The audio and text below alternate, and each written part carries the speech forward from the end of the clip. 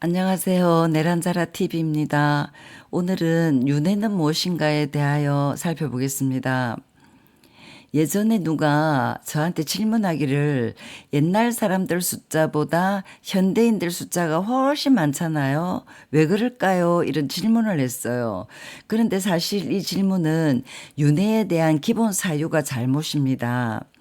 윤회는 한 사람 그리고 또 한 사람 이렇게 진행되는 것이 아니에요. 예를 들면 A라는 사람의 전생이 A-였는데 A-가 A로 되고 B로 되고 C로 되고 D로 되고 이런 것이 윤회가 아닙니다. 즉 1대1 윤회가 아니라고 제가 한번 비유를 하는데요.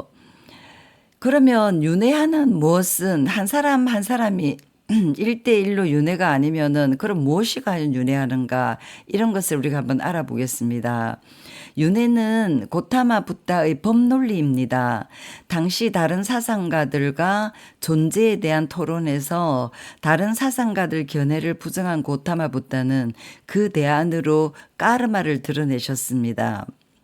그 당시 인도의 사상가들 중에는 굉장히 많은 사상가들이 윤회를 주장했어요.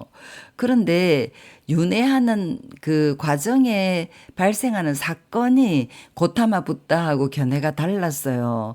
그리고 어떤 사상가는 이렇게 말을 합니다.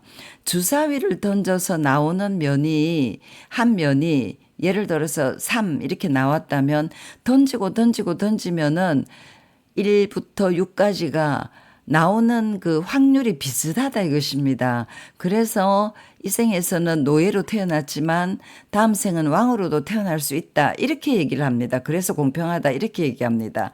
그렇지만 우리 고타마 붓다께서는 그거는 말이 안 된다. 이렇게 얘기하시면서 대안으로 까르마를 드러내셨어요. 말하자면 무엇이 윤회하는가 할 때 업인 과보가 3세에 윤회한다 이렇게 설명하십니다. 업인 과보 이렇게 순서대로 꼭 알아놓으시기 바랍니다. 여기서 한자 번역으로 업 이렇게 하는 까르마는 행위를 말하고요. 인, 해투, 원인, 과, 팔라, 결과, 보, 비파카, 열매 이렇게 이제 업 인과보 이것이 3세에 걸쳐서 윤회한다는 것입니다. 말하자면 요즘 사람들이 우리 불교의 단어인 업인과보 이것을 이쪽 저쪽 붙여가지고 인과라 하기도 하고 업보라 하기도 하고 과보라 하기도 하고 이렇게 이제 섞어서 사용하는데 그 법 논리대로 이제 3세 윤회까지 계속 어떤 법의 진행 2는 2, 2는 4, 2, 3은 6, 2, 4, 8 이런 식으로 논리를 진행하기 위해서 정확하게 알아놓아야 할 것은 업인과보 이렇게 이제 알아놓으시면 됩니다. 그 당시 인도는 계급 사회였잖아요. 사성 계급이 뚜렷하게 사회를 지배하는 시대였어요. 그런데 고타마 붓다께서는 인간은 평등하다를 주장하십니다. 그래서 마부도 출가시키잖아요. 그런데 붓다의 관점에서 보면 그럼 차이가 나는 것은 무엇일까 이렇게 할 때 행위에서 차이가 난다 하십니다. 그래서 중생은 행위의 상속자다 이렇게 고타마 붓다께서 단언하시는데요. 제가 중생 아래에 초록색 밑줄을 그은 것은 사트바 하는 그 중생을 한자 번역으로 중생 이렇게 하니까 뭔가 좀 어리석어 보이고 무거워 보이고 그런 느낌이 들 것입니다. 그래서 사트바를 좋은 우리말로 번역하는 그날이 오기를 손꼽아 기다립니다. 어쨌거나 중생은 행위의 상속자다 이렇게 이제 얘기하시고 중생의 열등함, 고상함으로 나누어지는 그 까닭은 행위가 원인이다. 이렇게 이해하십니다. 행위는 까르마, 그리고 업이죠. 이 내용을 가만히 생각해보면 우리도 흔히 얘기합니다. 하는 짓에 따라서 열등하고 고상한 게 나눠진다. 이렇게 얘기합니다. 우리 고타마 붓다의 또 한 가지 단언을 들어보면 어떤 행위를 하면 반드시 결과 열매를 맺는다. 그런데 그 열매 모양이 비파카 지었던 행위와 다르게 나타난다 그러십니다. 이 비파카 하는 그 단어의 앞쪽에 VI, B 그렇게 하는데요. 그것이 다르다 이 내용입니다. 다르다 뜻입니다. 우리가 어떤 행위를 해놓고 결과 열매를 이제 맺게 되는데 우리가 잘 눈치를 못 채는 이유가 그 결과 열매 모양이 비팍하기 때문에 그렇습니다. 팔라 하는 것은 이제 결과잖아요. 비파카 할 때 VI가 이제 다르다고 제가 얘기했죠. 지었던 행위와 모양이 달라졌어요. 그래서 이제 잘 모르는 것입니다. 예를 한번 들어보면 살생이라는 행위를 하면 그 행위를 원인으로 결과가 열매가 다른 모양으로 나타나서 목숨이 짧게 된다. 이렇게 얘기하십니다. 하는 짓은 살생을 했는데 결과 열매는 목숨이 짧게 되는 것이에요. 모양이 다르죠? 그래서 우리가 과보를 잘 몰라보는 까닭은 지었던 까르마와 모양이 다르기 때문이다. 이렇게 이제 아시고요. 고타마 부타께서 또 단언하시기를 만약 의도적 행위를 하고 그 행위를 쌓아두었다면 결과를 받지 않고 그 행위가 끝난다고 나는 말하지 않는다. 그 행위의 결과는 반드시 현재 나타나거나 미래 세상에서 나타나고야 만다. 이렇게 얘기하셨어요. 그래서 사실 업인과보의 삼세윤회가 무서운 것입니다. 업인과보가 삼세윤회하는 그 내용을 한번 쉽게 한번 설명을 해보면 옛날 많은 사람들의 의업이 자녀를 많이 낳자 다복하게 행복하게 살자 이렇게 많은 사람들의 뜻이 의업이 그렇게 이제 뜻을 일으켰어요. 그런 뜻 행위가 삼세윤회한 것으로 현재 수많은 인구가 발생했다. 이렇게 보시면 됩니다. 이 영상 처음에 어느 분이 질문하시기를 옛날 사람은 숫자가 작았는데 현대인은 많잖아요. 이렇게 하는 것은 1대1 윤회를 생각했기 때문에 견해를 가졌기 때문에 잘못된 견해지만 업인과보가 3세에 윤회한다는 법칙에 의하면 많은 사람들이 의업이 뜻이 자녀를 많이 낳자 다복하게 살자 이렇게 했기 때문에 그 의업이 3세 윤회한 것이기 때문에 현재 수많은 인구가 발생했다 이렇게 보시면 됩니다. 그런데 다시 현대인은 결혼하지 않고 자녀를 갖지 않으려는 뜻행위를 많이 일으킵니다. 의업이죠. 다시 업인과보의 3세 윤회 법칙에 따라 당연히 인구가 줄어갈 것입니다. 이렇게 업인과보의 3세 윤회는 법칙입니다. 무서운 얘기입니다. 이 법칙이라는 용어는 법칙성 이렇게 이제 말을 하는데 금강경에 등장합니다. 반야신경에서는 공, 빈 것 이렇게 얘기하죠. 그런데 금강경에서는 그것을 똑같은 내용을 법성으로 드러내십니다. 그 법성이 법칙성, 다르마타 하는데요. 다르마타하고 뒤에 타를 붙이면 우리 고타마 부타께서 더 이상 꼼짝 못하는 원리 원칙으로 딱 설정을 해버리십니다. 이것은 우리가 어떤 짓을 하고 어떤 몸부림을 쳐도 변하지 않는 것이 법칙이라는 것입니다. 물이 위에서 아래로 흐르듯 반드시 그렇게 되는 것, 그것이 법칙인데 만류인력 법칙, 가만히 생각해 보세요. 법칙이라는 내용을 이제 알게 될 것입니다. 업인과보는 법칙이다. 업인과보가 3세에 윤회한다면 그 역시 법칙이다.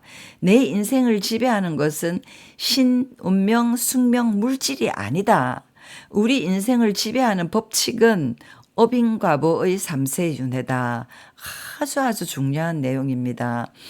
그래서 불교를 진심으로 신앙하시는 분들은 업인과보, 3세 윤회 이런 것을 피상적으로 믿을 것이 아니고 이 자세한 내용을 한번 살펴보면서 우리 인생을 지배하는 법칙은 업인과보의 3세 윤회다 하는 구체적인 내용을 한번 살펴봤으면 좋겠습니다.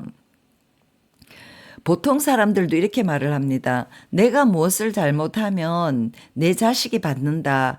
이것은 불교인이 아니라도 흔히 듣는 얘기입니다. 근데 이것을 잘 살펴보면 무엇을 잘못했다 하는 것은 행위를 했다 이 뜻이잖아요. 그래서 그걸 한자로 업 이렇게 얘기할 수 있고 그것이 원인이 돼서 내 자식이 받는답니다. 여기 받는다 하는 것이 결과 열매죠. 이 짧은 내용 글귀 속에서 업인가보의 3세 윤회가 벌써 나타난 것입니다. 그래서 일반인들이 이렇게 얘기할 정도면 살아가면서 뭔가 이 법칙을 눈치챘다고 말하는 것입니다. 그렇게 중요한 업의 종류는 세 가지입니다. 몸행위, 말행위, 뜻행위 이렇습니다. 그중에 몸행위는 세 가지인데요.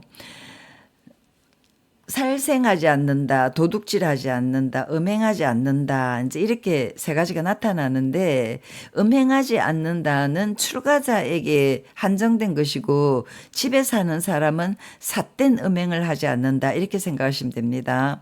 그리고 말행위는 네 가지인데 원래 말행위의 첫 번째는 그 원어대로 얘기를 하면 거짓 주장 말하지 않는다 이렇게 나오는 것입니다. 그것을 우리가 편하게 거짓말하지 않는다 이렇게 이제 표현하잖아요. 이간질하지 않는다, 욕설하지 않는다, 쓸데없는 소리 하지 않는다 이렇게 네 가지로 이제 나타나고 뜻행위 세 가지는 욕심, 분노, 어리석음입니다. 이 세 가지로 이제 대표되는데 이것은 고타마 부타께서 철저하게 분석하시는 내용입니다. 그리고 우리가 소멸시켜야 되는 뜻행위입니다. 몸말 뜻행위를 착하게 한다 합시다. 절집에서도 천수경의 10가지 악행을 하루하루 참여하는 내용을 읽습니다. 천수경을 읽으면 그 내용이 나타납니다. 그러면 그 행위를 어떻게 할 것인가?